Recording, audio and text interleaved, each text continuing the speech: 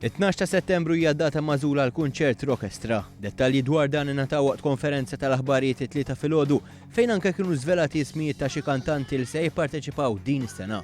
Fost dawn hemm min id-dilettanti tax-xena rock Maltija ilu jistenna li jarah f'pajjiżna kif spjega Sur Mas Sigmund Mifsud.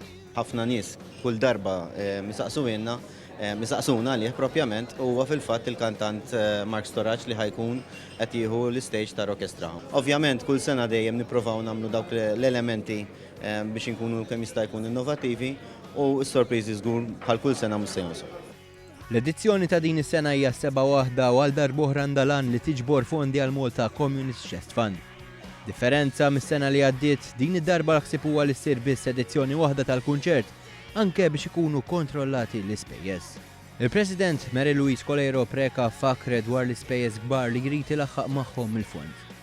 Kull xahar jintefqu mal-250,000 euro li jmorru għal kura speċjalizzata, sosten finanzjarju għal familjari tal-pazjenti u ħlas ta' akkomodazzjoni.